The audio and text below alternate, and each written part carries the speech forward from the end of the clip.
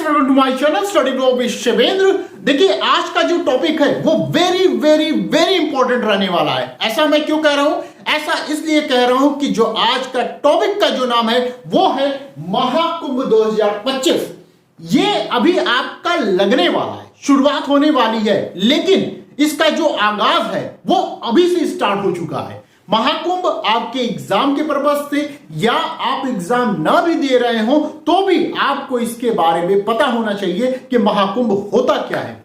इसके साथ साथ हम लोग 3 शब्दों पर बात करेंगे। पहला कि कुंभ क्या होता है, दूसरा अर्धकुंभ क्या होता है, तीसरा महाकुंभ क्या होता है। इन तीनों ही शब्दों को हम लोग जानेंगे। साथ ही साथ इन तीनों के मध्य अंतर क्या है और ये कब कब लगते हैं और कहां लगते हैं, ये भी हम लोग आज की वीडियो में ही जानेंगे।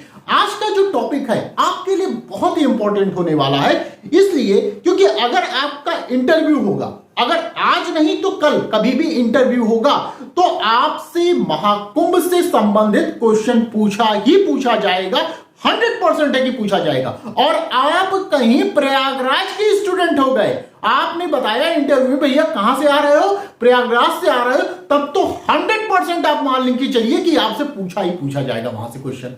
और इसके अलावा यदि आपका प्री है, न केवल पीसीएसजे बल्कि एपीओ, जो भी A to Z कोई भी आप प्रिपरेशन कर रहे हैं, चाहे आप एसआई की प्रिपरेशन कर रहे हैं, आईएएस की प्रिपरेशन कर रहे हैं, जुडिशरी की कर रहे हैं, एपीओ की कर रहे हैं, कुछ भी प्रिपरेशन कर रहे हैं, तो आपसे प्री में यहां से 1 से 2 क्वेश्चन बनेगा ही बनेगा। तो आपके लिए आज का टॉपिक जो है वो मोस्ट इंपॉर्टेंट रहने वाला है। तो चलिए आइए अब वीडियो को स्टार्ट करते हैं। देखिए क्या पढ़ना है, हमें महाकुंभ पढ़ना है। अब देखिए यहां पे जो शब्द लिखा गया है, क्या लिखा गया है? एक तो महा लिखा गया है और दूसरा कुंभ लिखा गया है।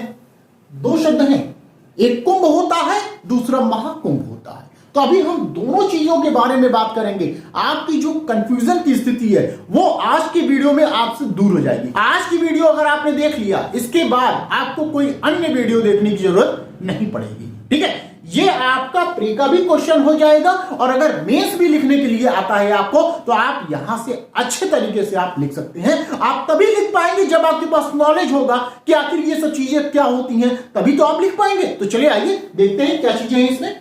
अब देखिए महाकुंभ होने कहां जा रहा है? महाकुंभ होने जा रहा है प्रयागराज में।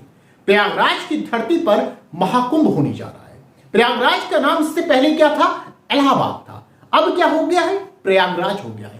लेकिन अब इस प्रयागराज में कहां पर होने जा रहा है? तो इसके लिए एक नया जिले का निर्माण किया गया है। तो सबसे पहले हम उस जिले के विषय में पढ़ लेते हैं, क्योंकि यहां से भी आपका क्वेश्चन बनेगा ही बनेगा। और अगर आप चाहेंगे तो इस जो जिला जो नया आपका बना हुआ है, तो इसके विषय में मैं डिटेल में आप लोगों के लिए वीडियो बनाऊंगा। जैसा भी होगा आप कमेंट करके मुझे बता दीजिएगा। तो चलिए आइए जानते हैं जिले के विषय में। देखिए, ये यूपी गवर्नमेंट के द्वारा महाकुंभ क्षेत्र को नया जिला घोषित कर दिया गया है। ठीक है, अब नया जिला का नाम क्या है ये इंपॉर्टेंट है आपके लिए। तो जिला का नाम है महाकुंभ मेला जिला। मोस्ट इंपॉर्टेंट है, ध्यान रखिएगा। जिले का नाम क्या है? महाकुंभ मेला जिला। और अब नेक्स्ट आपका क्वेश्चन बनेगा, ये यूपी का 76वां जिला होगा, 76वां जिला होगा। ये भी आपके लिए क्वेश्चन बनेगा। कौन सा जिला है यूपी का? ये 76वां जिला है। इसका मतलब टोटल यूपी में कितने जिले थे? 75 जिले थे। अब ये आ गया महाकुंभ मेला जिला, तो अब कितने हो गए? 76वां जिला हो गया। अब आगे एक चीज और ध्यान रखिएगा, इस नए जिले में प्रयागराज जिले की 4 तहसीलों के 67 गांव, 67 गांव शामिल हैं। क्वेश्चन ये आपसे डेटा जो है ये पूछा जा सकता है, कितने तहसीलों के कितने गांव शामिल हैं? तो 4 तहसीलों के 67 गांव इस नए जिले में शामिल होंगे। ठीक है, अब प्रश्न ये उठता है कि क्यों नया जिला बनाने की जरूरत क्यों पड़ी? देखिए, महाकुंभ जो है किसी महोत्सव से कम नहीं है। ये बहुत ही बड़ा आपका एक तरफ से मेला है। तो इस मेले में कहीं किसी प्रकार की गड़बड़ी ना हो पाए, इसलिए इस नए जिले का निर्माण किया गया है। और एक चीज ध्यान रखिएगा कि ये नया जिला ऐसा नहीं है कि ये स्थायी तौर पर है, ये अस्थायी तौर पर बनाया गया है। ये नया जिला तब तक आपका बना रहेगा जब तक महाकुंभ खत्म नहीं हो जाता है, तब तक के लिए ये नया जिला बनाएगा। जैसे ही महाकुंभ समाप्त हो जाएगा, ये नया जिला भी आपका समाप्त हो जाएगा। फिर से वही यूपी में 75 आपके जिले रहेंगे, ठीक है। और ये जो तहसील है या 67 गांव, फिर से ये प्रयागराज में आपके मिल जाएंगे। क्लियर बात इतनी। अब देखिए, जो महाकुंभ का स्नान होगा, जो महाकुंभ स्टार्ट होगा, वो कब से स्टार्ट हो रहा है और किस डेट को खत्म हो रहा है, ये डेट आपको जानना चाहिए। देखिए, शुरू कब से हो रहा है? 13 जनवरी से ये स्टार्ट हो रहा है, ठीक है। शुरू 13 जनवरी से हो रहा है, समाप्त कब होगा? 26 फरवरी को ये समाप्त हो रहा है, ये ध्यान रखिएगा। क्लियर। अब हम आगे चलते हैं। अब देखिए, हम लोग समझते हैं पहले कुंभ के विषय में। हमने आपको 3 शब्द बताए, कुंभ, अर्धकुंभ, महाकुंभ, ठीक है। अब हम पहले समझेंगे कुंभ मेला क्या है और ये कहां कहां लगता है, इसके विषय में जानेंगे, ठीक। तो कुंभ मेला भारत के 4 स्थानों पर आयोजित होता है, ठीक है। जहां से क्वेश्चन बनेगा, यहां से भी, ऐसा नहीं महाकुंभ लगा तो कुंभ छूट जाएगा, नहीं, कुंभ से भी क्वेश्चन बनेगा, अर्धकुंभ से भी बन सकता है और महाकुंभ से भी बन सकता है। तो यहां अलर्ट रहिएगा, आपको तीनों चीजों की जानकारी यहां पर होनी चाहिए, ठीक है। तो कुंभ मेला कहां लगेगा? भारत के 4 स्थानों पर लगेगा। अब वो 4 स्थान कौन कौन सी है?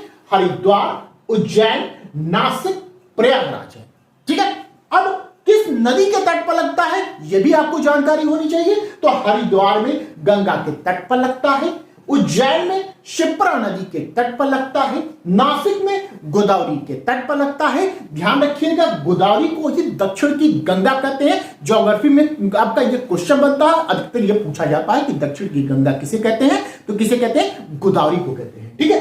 प्रयागराज में कहा 3 नदियों गंगा, यमुना और सरस्वती के संगम पर लगता है। लेकिन ध्यान रखिएगा, यहां जो सरस्वती है ये आपकी विलुप्त हो चुकी है। तो अब बचे कितने?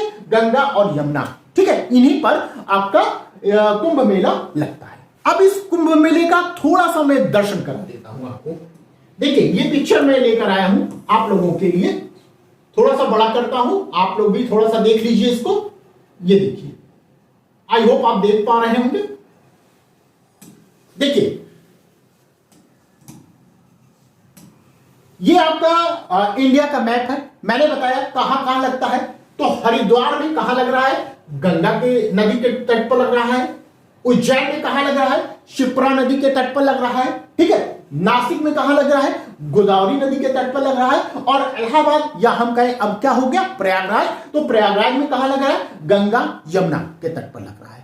क्लियर बात। तो ये हुई बात कि कहां आपका कुंभ मेला लगता है और किस नदी के तट पर लगता है, ये हमने आपको बताया। अब आगे बढ़ते हैं। अब देखिए, प्रश्न ये उत्पन्न हो रहा होगा कि आखिर ये कुंभ का मेला इन 4 ही स्थानों पर क्यों लगता है।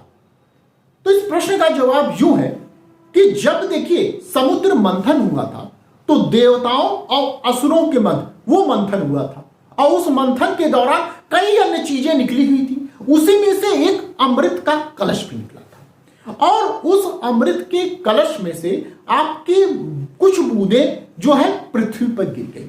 और ये पृथ्वी पे कहां गिरी? इन 4 स्थानों पर गिरी थी। कहां कहां पर? ये आपका हरिद्वार में, उज्जैन में, नासिक में और प्रयागराज में। इसीलिए ये कुंभ का मेला यहां पर लगता है। ठीक, बात समझ में आ गई। और ध्यान रखिएगा, यहां पे ये कहा जा रहा है कि जो कुंभ मेला है ये 12 वर्षों में 4 बार लगता है। कितनी बार?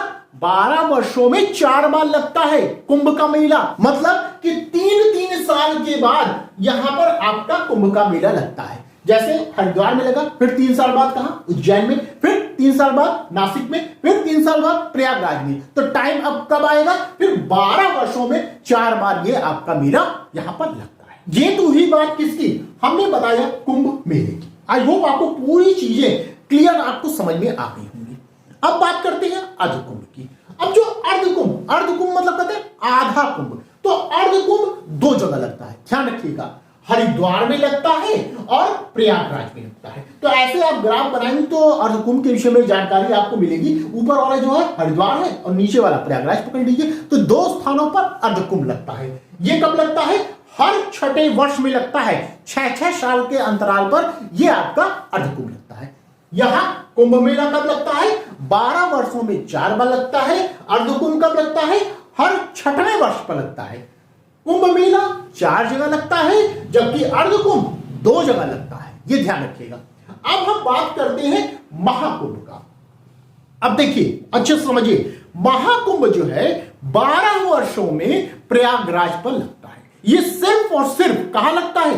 प्रयागराज पर लगता है और कहीं नहीं लगता। प्रयागराज में ही आपका महाकुंभ लगता है। कितने साल में? 12 वर्षों में यह आपका महाकुंभ लगता है। तो तीनों चीजें आपको समझ में आ गई कि कुंभ मेला 12 वर्ष में 4 बार लगता है अलग अलग जगह, ठीक है। अर्धकुंभ आपका 2 जगह लगता है, हर 6वें वर्ष लगता है। जबकि महाकुंभ जो है वो सिर्फ प्रयागराज में लगता है। कितने दिन में? 12 वर्षों के बाद लगता है। क्लियर बात?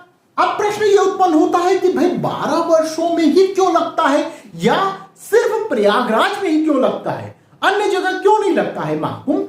तो जवाब इसका यह है कि प्रयागराज जो है हमारा ना, ये तीर्थ स्थलों का राजा कहा जाता है, इसलिए यहां पर आपका महाकुंभ लगता है। इसके साथ साथ पहला यज्ञ जो हुआ था वो ब्रह्मा जी द्वारा यहीं पर किया गया था, इसलिए भी आपका महाकुंभ जो है वो प्रयागराज में ही लगता है। ठीक है। अब नेक्स्ट आपका आंसर लीजिए कि 12 वर्ष में ही क्यों लगता है? 12 वर्ष में इसलिए लगता है कि जो आपका मंथन हुआ था, समुद्र मंथन हुआ था, यह समुद्र मंथन 12 दिन तक चला था। तो इसलिए कहा जाता है कि देवताओं का 12 दिन मानव के 12 साल के बराबर होता है, इसलिए यह 12 साल पे यहां पर लगता है यह मेला। क्लियर बात? अब आप समझ चुके होंगे कि कुंभ मेला क्या होता है, अर्ध कुंभ मेला क्या होता है और महाकुंभ मेला क्या होता है। अब नेक्स्ट चीज समझिए आप, जो सबसे इंपॉर्टेंट है, ध्यान से। वृहत महाकुंभ क्या होता है? हमने महाकुंभ बताया, 2 चीजें हैं, महाकुंभ और बृहत महाकुंभ। तो ये जो लगेगा अब, जो 2025 में ये आपका लगने वाला है, ये आपका क्या रहेगा? ये आपका वृहत महाकुंभ रहेगा। महाकुंभ नहीं, उससे भी बड़ा वृहत महाकुंभ रहेगा। ये ध्यान रखिएगा। वृहत महाकुंभ होता क्या है? ये 144 वर्षों के बाद लग रहा है। ये आपका क्वेश्चन बनेगा, ध्यान से समझे रहिए। और बृहत महाकुंभ 144 वर्षों के बाद लग रहा है, जो अब ये लगने जा रहा है आपके प्रयागराज की धरती पर। 144 वर्ष के बाद क्यों लग रहा है तो समझिए इस गणित को। देखिए कहा गया 12 महाकुंभ मेलों के बाद ही ये आपका बृहत महाकुंभ लगता है। हमने क्या बताया आपको कि 12 वर्ष के बाद लगता है, ठीक है, प्रयागराज पर। कहां लगता है? प्रयागराज। अब जब ये 12 वर्ष जो है ये 12 बार हो जाता है, ठीक है, ये 12 वर्ष 12 बार हो जाता है, इंटू करेंगे तो कितना हो जाएगा? 144, ठीक है। अब 13वां जो आपका महाकुंभ हो रहा है, उसी 13वें महाकुंभ को कहा जा रहा है बृहत महाकुंभ। बात समझ में आई कि ये 144 वर्ष के बाद क्यों लग रहा है, या इसे हम बृहत महाकुंभ क्यों कह रहे हैं कि 12 वर्ष के बाद लगता है प्रयागराज पे। अब 12 को 12 बार आप ले लीजिए, 12 बार जब लग गया तो कितने हो गए? 144 वर्ष बीत गए। तो अब जो 13वां महाकुंभ लगेगा वो क्या कहलाएगा? बृहत महाकुंभ कहलाएगा। इसीलिए ये कहते हैं कि 144 वर्षों के बाद प्रयागराज की धरती पर बृहत महाकुंभ अब लगने जा रहा है। बात समझ में आ गई इतनी? अब देखिए इतनी चीजों मैंने आपको बताया है, यहां से क्वेश्चन 100% आपसे पूछा जाएगा, चाहे आप प्री दे रहे हैं, मेंस दे रहे हो या इंटरव्यू दे रहे हैं या आगे भविष्य में देंगे, तो यहां से क्वेश्चन बनना तय है। तो अगर आपको इतनी जानकारी नहीं होगी तो आप वहां पर चाहे प्री है, मेंस है, इंटरव्यू, आप न तो बता पाएंगे, न लिख पाएंगे, न तो गोला भर पाएंगे। ठीक है। अब यहीं तक कहानी नहीं समाप्त हुई है, अब कुछ हम लोग ऐतिहासिक पहलू को भी यहां पर जानते हैं। चलिए देखिए, नोट करके हमने लिखा है, ये अभी आपके लिए बहुत ही इंपॉर्टेंट चीज है। इसमें कहा गया जो महाकुंभ मेले की शुरुआत थी ये किसने की थी, ये पूछा जा सकता है आपसे, इंटरव्यू का भी क्वेश्चन आपसे यहां पे बन सकता है। तो महाकुंभ मेले की शुरुआत किसने की थी? आदि शंकराचार्य जी के द्वारा महाकुंभ मेले की शुरुआत की गई थी। वहीं पर कुंभ मेले की शुरुआत किसके द्वारा की गई थी?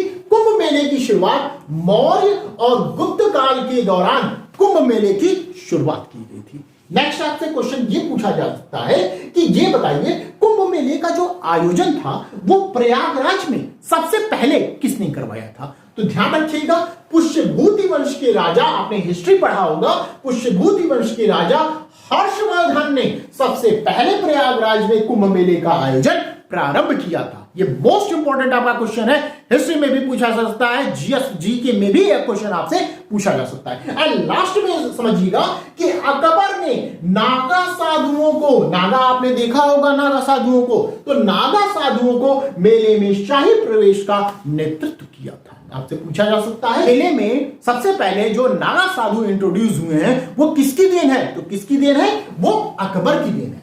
क्लियर? आई होप आपको महाकुंभ क्या होता है, कुंभ क्या होता है, अर्धकुंभ क्या होता है, तीनों में अंतर क्या होता है, कहां लगाया जाता है, कितने वर्षों के बाद ये सब लगते हैं, ये सब चीजें आपकी क्लियर हो गई होंगी और कोई डाउट आपके मन में इस समय नहीं होगा।